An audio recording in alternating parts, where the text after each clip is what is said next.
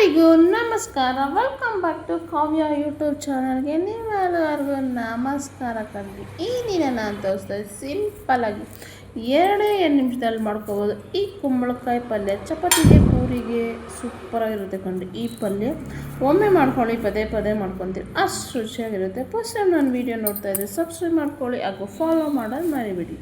ಈಗ ಯಾವ ರೀತಿ ಮಾಡೋದು ಈ ಕುಂಬಳಕಾಯಿ ಪಲ್ಯ ಅಂತ ನೋಡ್ಕೊಂಡು, ಮೊದಲಿಗೆ ಬೇಕಾಗಿರುವಂಥದ್ದು ಕುಂಬಳಕಾಯಿ. ಈ ಕ್ವಾಂಟಿಟಿ ನಿಮ್ಮ ಮನೇಲಿ ಎಷ್ಟು ಜನ ಇದೆ ಅದ್ರ ಮೇಲೆ ನೋಡಿ ಆ್ಯಡ್ ಮಾಡ್ಕೊಂಡು, ನಾನು ಅರ್ಧ ಕುಂಬಳಕಾಯಿನ ಈ ಥರ ಸ್ಲೈಸಾಗಿ ಸ್ಲೈಸಾಗಿ ಕಟ್ ಮಾಡಿ ಒಳಗಿರೋ ಬೀಜ ಭಾಗ ಎಲ್ಲ ತೆಗೆದು ನಿಮಗೆ ಎಷ್ಟು ಯಾವ ಸೈಜಲ್ಲಿ ಬೇಕೋ ಆ ಸೈಜಲ್ಲಿ ಕಟ್ ಮಾಡಿ ಆದಷ್ಟು ಸಣ್ಣದಾಗಿ ಕಟ್ ಮಾಡ್ಕೊಳ್ಳಿ. ಯಾಕಂದರೆ ಪಲ್ಯ ಮಾಡ್ತಾ ಇರಲ್ಲ, ಸಣ್ಣದಾಗಿರೋ ಟೇಸ್ಟ್ ತುಂಬ ಚೆನ್ನಾಗಿರುತ್ತೆ.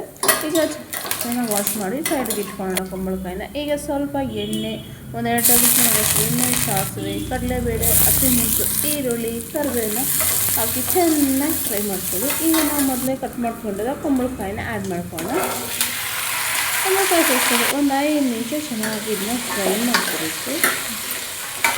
ಈ ಥರ ಚೆನ್ನಾಗಿ ಫ್ರೈ ಮಾಡ್ಕೊಬೋದು ಎಣ್ಣೆಯಲ್ಲೇ.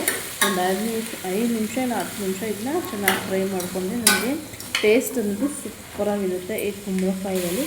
ಈಗ ನಾನು ಚೆನ್ನಾಗಿ ಫ್ರೈ ಮಾಡ್ಕೊಂಡು ರುಚಿಗೆ ತಕ್ಕಷ್ಟು ಉಪ್ಪು, ಸ್ವಲ್ಪ ನೀರು, 1 ಲೋಟ ಆಗೋಷ್ಟು ನೀರು ಸೇರಿಸ್ಕೊಂಡು, ಜಾಸ್ತಿ ನೀರು ಆ್ಯಡ್ ಮಾಡ್ಕೋಬೇಡಿ. ಯಾಕಂದರೆ ಕುಂಬಳಕಾಯಿ ಅನ್ನೋದು ಸಾಫ್ಟಾಗಿ ಬಿಂದೋಗುತ್ತೆ ಜಾಸ್ತಿ ನೀರು ಸೇರಿಸ್ಕೊಂಡ್ರೆ.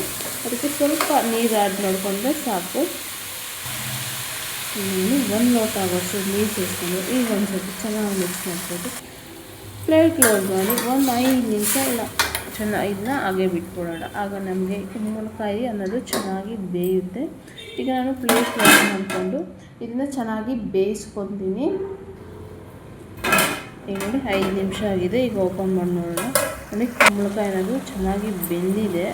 ಈಗ ಸ್ವಲ್ಪ ಧನಿಯಾ ಪೌಡರು ಮತ್ತು ಗರಂ ಮಸಾಲ ಸೇರಿಸ್ಕೊಂಡು ಒಂದು ಸಾರಿ ಮಿಕ್ಸ್ ಮಾಡಿಕೊಂಡು, ನಿಮಗೆ ನೀರಿನ ಅಂಶ ಬೇಕು ಅಂದರೆ ಇಟ್ಕೊಬೋದು, ಇಲ್ಲಾಂದರೆ ಅದನ್ನ ಡ್ರೈ ಮಾಡ್ಕೊಬೋದು. ಈಗ ನೋಡಿ ಚಪಾತಿ, ಪಲ್ಯ, ಪೂರಿಗಾದರೆ ಸ್ವಲ್ಪ ಸಾಫ್ಟಾಗಿ ಬೇಯಿಸ್ಕೊಂಡ್ರೆ ತುಂಬ ಚೆನ್ನಾಗಿರುತ್ತೆ. ರಸಂ, ಬೇಳೆ, ಸಾಂಬಾರು ಜೊತೆಗೆ ಈ ಪಲ್ಯ ಚೆನ್ನಾಗಿರುತ್ತೆ. ನೋಡಿ ಚೆನ್ನಾಗಿ ಮಿಕ್ಸ್ ಮಾಡ್ಕೊಂಡು ಬೆಂದಿದೆ ನಮ್ಮ ಕುಂಬಳಕಾಯಿ. ಈಗ ಲಾಸ್ಟ್ಗೆ ಕೊತ್ತಂಬರಿ ಸ್ವಲ್ಪ ಆ್ಯಡ್ ಮಾಡ್ಕೊಂಡು ಇನ್ನೊಂದು ಸಾರಿ ಮಿಕ್ಸ್ ಮಾಡಿಕೊಂಡು ಪ್ಲೇಟಿಗೆ ಸರ್ವ್ ಮಾಡಿಕೊಂಡ್ರೆ ರೆಡಿ ಆಯಿತು ನಮ್ಮ ಕುಂಬಳಕಾಯಿ ಪಲ್ಯ. ಒಮ್ಮೆ ಮಾಡ್ಕೊಳ್ಳಿ, ಮತ್ತೆ ಮಾಡ್ಕೊತೀರ, ಅಷ್ಟು ರುಚಿಯಾಗಿತ್ತು ಈ ಪಲ್ಯ. ಯಾಕೆ ಲೈಕ್ ಮಾಡೋದು, ಇವತ್ತೇ ಟ್ರೈ ಮಾಡಿ. ಅದೇ ಕಂಟೆಂಟ್ ಕಮೆಂಟ್ ತಿಳಿಸಿ, ಹಾಗೆ ಸಬ್ಸ್ಕ್ರೈಬ್, ಫಾಲೋ ಮಾಡೋದು ಮತ್ತೆ ಸಿಗ್ತೀನಿ. ಬಾಯ್.